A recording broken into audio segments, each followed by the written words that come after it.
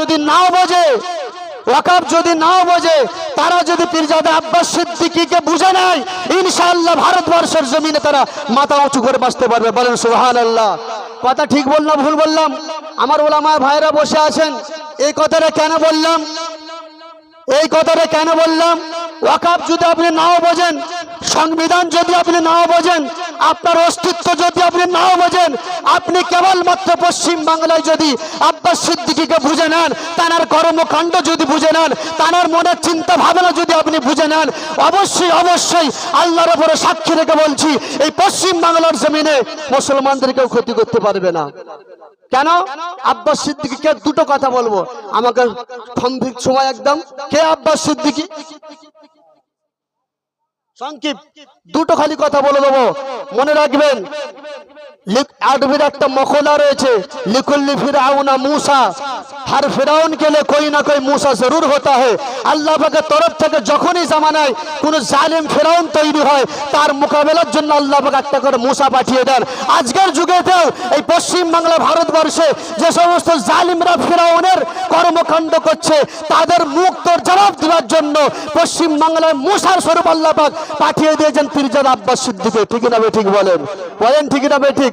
আর শেষ কথা বলে আমি শেষ করব, আপনারা যে যেখানে আন্দোলন যেমন ভাবে করছেন করেন, মনে রেখে দেবেন পশ্চিম বাংলার জমিনে মুসলমানদের জন্য, পিছিয়ে পড়া মানুষদের জন্য, গরিব অসহায়দের জন্য, মুসলিমদের জন্য আল্লাহ পাকের তরফ থেকে দুটো নিয়ামত স্বরূপ বান্দাকে আল্লাহ দিয়েছে আমাদের কাছে।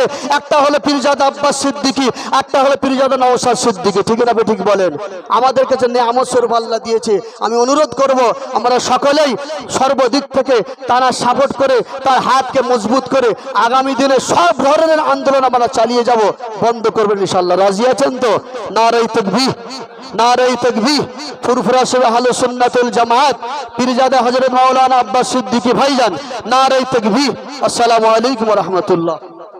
ধন্যবাদ। কিছুক্ষণের মধ্যে আমাদের ভাইজান হুজুর এসে পৌঁছে যাবেন। ভাইজান হুজুর সাকারিলের মধ্যে প্রবেশ করেছেন, কিছুক্ষণের মধ্যে আসবেন।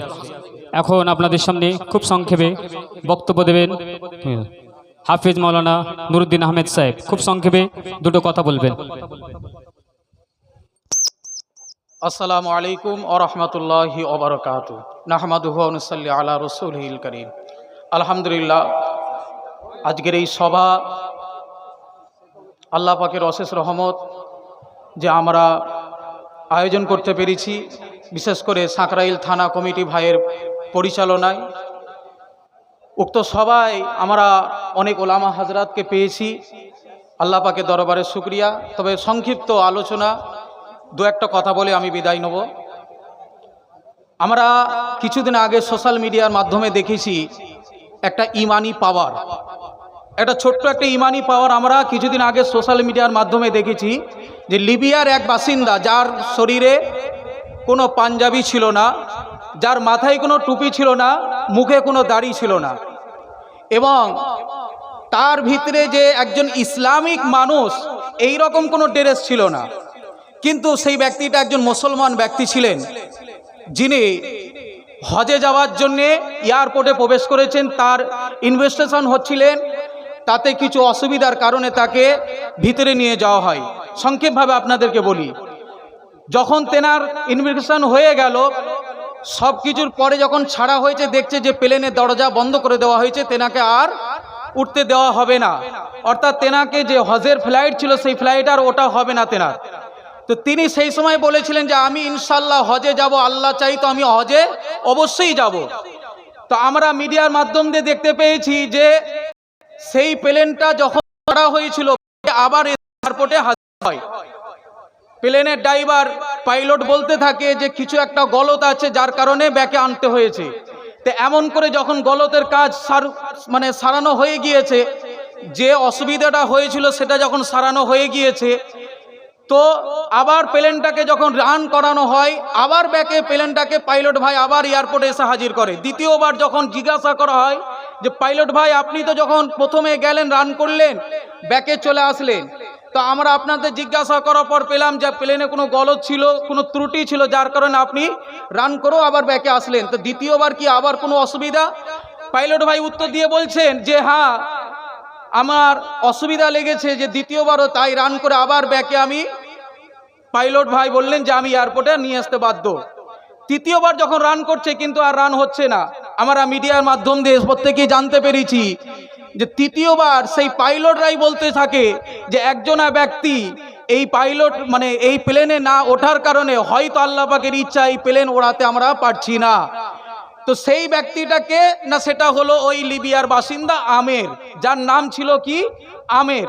সেই আমেরকে পাইলটরা নিজে আহ্বান করে তাকে যখন প্লেনে তোলা হলো, তারপরে আল্লাহ পাকের হুকুমে সেই প্লেন হজের উদ্দেশ্যে সৌদির উদ্দেশ্যে রওনা দিলেন।